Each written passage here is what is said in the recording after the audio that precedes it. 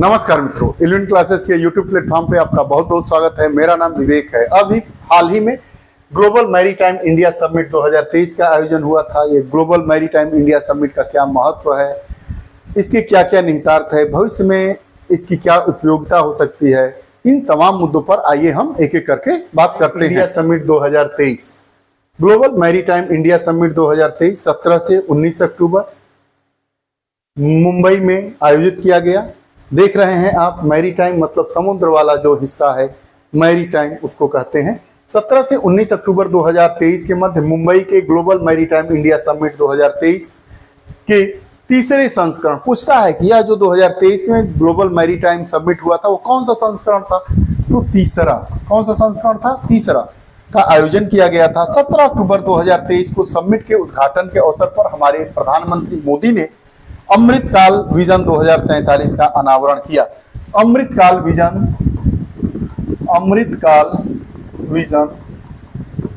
2047 का अनावरण किया गया है, यह पूछा जा सकता है।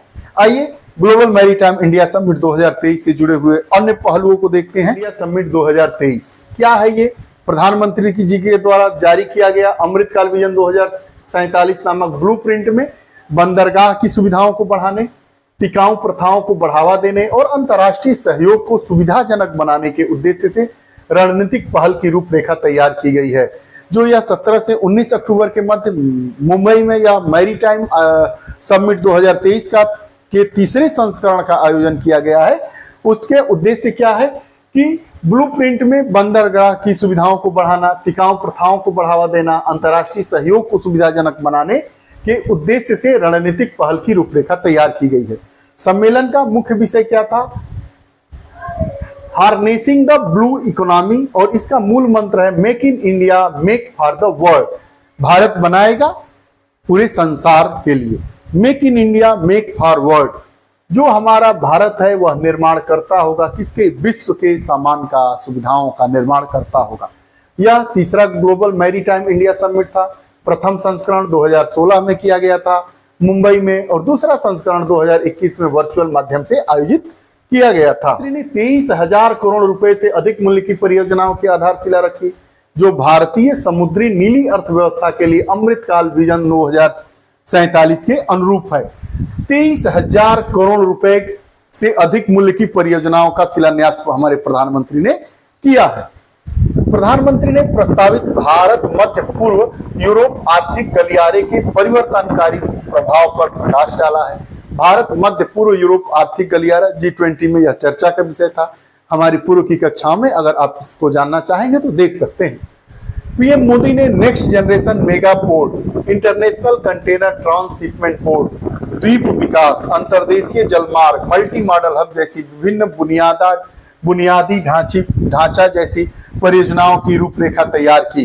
किस किस प्रकार की परियोजनाओं की रूपरेखा तैयार की गई है? Next generation mega port, international container transshipment port, द्वीपीय विकास, अंतर्देशीय जलमार्ग और मल्टी मॉडल हब जैसी विभिन्न बुनियादी ढांचा परियोजनाओं की रूपरेखा भी तैयार की गई है। ये सभी परियोजनाएं व्यावसायिक लागत को कम करेगी, पर्यावरण स्थिरता को बढ़ाएगी, लॉजिस्टिक दक्षता में सुधार करेगी और रोजगार के अवसर पैदा करेगी। ये जितनी योजनाएं हैं उनका क्या काम होगा, वो क्या करेंगी? तो व्यवसायिक लागत को कम करेगी, पर्यावरणीय स्थिरता को बढ़ाएगी, लॉजिस्टिक क्षमता दक्षता में सुधार करेगी, रोजगार के अवसर पैदा करेगी। वृद्धि के लिए बंदरगाह और प्रगति के लिए बंदरगाह का दृष्टिकोण आर्थिक उत्पादकता पर ध्यान देने के साथ परिवर्तनकारी परिवर्तनों की शुरुआत कर रहा है। सरकार का मतलब भारत की सरकार का, प्रधानमंत्री मोदी की सरकार का, उनके विजन का, अमृतकाल 2047 का जो ढांचा तैयार किया गया है, रूपरेखा तैयार किया गया है, 23,000 करोड़ से ज्यादा की परियोजनाओं को क्रियान्वित करने का कार्य किया जा रहा है, उनकी घोषणा की गई है।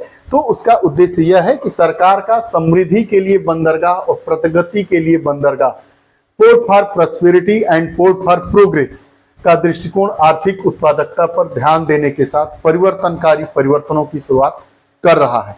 प्रधानमंत्री ने पीपीपी मोड में विकसित किए जाने वाले गुजरात के दीनदयाल बंदरगाह प्राधिकरण में एक अत्याधुनिक greenfield terminal, Tuna Tekra all weather deep drop terminal की आधारशिला भी रखी है। पीपीपी मॉडल मतलब सरकार की भी हिस्सेदारी रहेगी, प्राइवेट लोगों की भी हिस्सेदारी रहेगी। उस आधार पर हमने यह जो हमारा बंदरगाह है, गुजरात का दीनदयाल बंदरगाह प्राधिकरण में एक अत्याधुनिक green field terminal, Tuna Tekra, all weather deep draft terminal की आधारशिला रखी है। ये रही बात मैरीटाइम समिट 2023 के तीसरे संस्करण की। पहला संस्करण 2016 में हुआ, दूसरा संस्करण 2021 में हुआ, तीसरा संस्करण अक्टूबर 2023 में हुआ, मुंबई में हुआ। पहला भी मुंबई में हुआ था, तीसरा भी मुंबई में हुआ। जो दूसरा 2021 का मैरीटाइम समिट हुआ था 2021 में, वर्चुअली रूप से किया गया। कोरोना जैसी बीमारी उस समय प्रभाव में थी। इसको ध्यानगत रखते हुए यह आपको हमारी कक्षा कैसी लगी? आने वाले समय में जो 2047 हमारा है वो बहुत ही भारत के लिए समृद्धशाली प्रतीत हो रहा है। लग रहा है कि भारत विश्व की बड़ी अर्थव्यवस्थाओं में पहले नंबर पर शुमार हो जाएगा। उसको शुमार करने के लिए हम अपनी नभ शक्ति को, जल शक्ति को, थल शक्ति को, अपनी स्थिति को, आर्थिक स्थिति को, सामाजिक स्थिति को, राजनीतिक स्थिति को, राष्ट्रीय हित है, इनको ध्यानगत रखते हुए कार्य किया जाएगा, तभी ये सब संभव है और ऐसा हो रहा है। आपको यह कक्षा कैसी लगी? कमेंट बॉक्स में अपने विचार जरूर दें। पुनः नई कक्षा के साथ उपस्थित होंगे, तब तक के लिए बहुत बहुत धन्यवाद। नमस्कार।